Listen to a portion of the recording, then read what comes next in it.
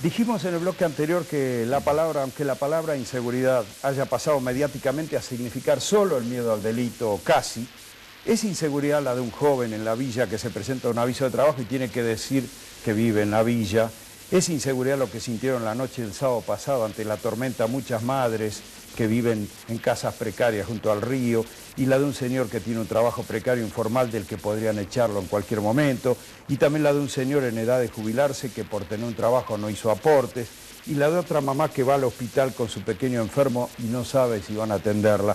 Estamos diciendo, claro, que inseguridad quiere decir muchas más cosas que miedo al delito y que sin embargo no despiertan la atención de los medios y consecuentemente tampoco entran en la agenda de las fuerzas políticas. O si entraron últimamente con la forma de una discusión sobre la pobreza, que en realidad discute otra cosa. Fíjese, interesa más demostrar que la otra fuerza, la que gobierna o la que está en la oposición, no se ocupa en analizar cómo enfrentamos la pobreza que en ver realmente cómo encararla. Entonces aparece la pelea acerca de si subió o bajó en los últimos tiempos, si el INDEC la mide bien, si la pobreza hay que explicarla por la inflación, y aparece la denuncia de las políticas públicas, el no hacen nada, y no aparecen preguntas como, por ejemplo, si la pobreza es una fatalidad o se fabrica, si se debe a que no hay suficiente para todos o tiene algo que ver con la concentración de la riqueza. Bueno, ha sido muy inspirador para nosotros un artículo que sobre este tema publicó hace unos días Carlos Heller y por eso está con nosotros. ¿Cómo te va, Carlos? ¿Qué tal? ¿Cómo te va? Le decimos que Carlos Heller es diputado electo, va a asumir en diciembre por el Partido Solidario. Usted sabe también que ha sido vicepresidente de Boca y es presidente del Banco Credit Corp. ¿La pobreza es solo una excusa para denunciar al INDEC hoy día? Es que es una discusión que justamente en ese artículo al que haces referencia, digo, frente a lo que se dijo en una reunión, entre paréntesis, realizada en un lujosísimo hotel de la ciudad de Buenos Aires, hablando del escándalo de la pobreza, yo contesté que la pobreza era una tragedia, que el verdadero escándalo era la acumulación desmedida de la riqueza, porque no tenemos un problema de una sociedad donde no alcanza para todos. Los bienes y servicios que nuestra sociedad está en condiciones de poner a disposición de la gente superan con creces las necesidades del conjunto de la población. Está mal repartido, está brutal y escandalosamente mal repartido. Y entonces por allí pasa, y yo ni siquiera me voy a detener en la discusión de los índices porque dije en las dos campañas en las que participé que el único indicador de pobreza aceptable es 0.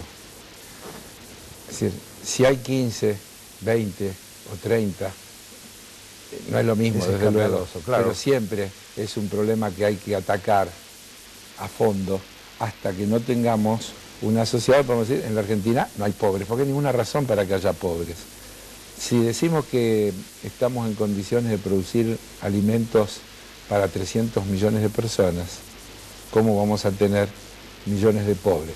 Ahora, no es un problema argentino. El mundo acaba de mostrarnos un récord dramático, trágico.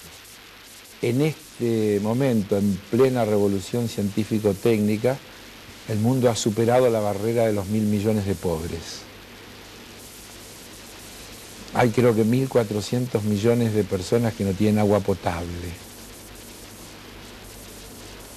Entonces, ¿cómo se explica? Claro.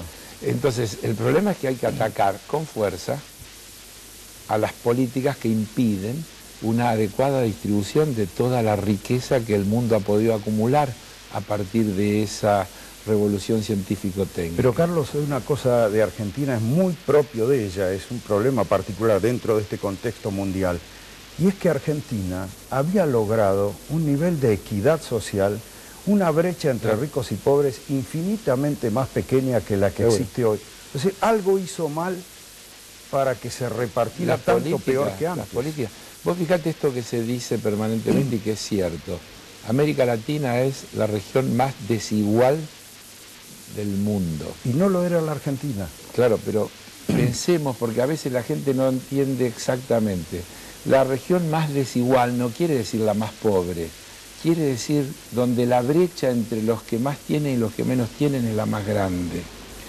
¿Y esto cuándo se produce en la Argentina? Con la aplicación de las políticas llamadas de mercado, con el neoliberalismo, que va destruyendo las políticas sociales. Cuando se terminó el 50-50, es decir, cuando se terminó que la retribución del trabajo se lleva a la mitad, cuando vinieron las políticas de la flexibilidad laboral, cuando el trabajo pasó a ser inseguro, cuando se nos quería hacer creer que el desempleo era producto de la existencia de leyes laborales demasiado protectoras de la gente, y entonces que si se desprotegía a la gente de esas leyes, los empresarios iban a tomar más trabajadores.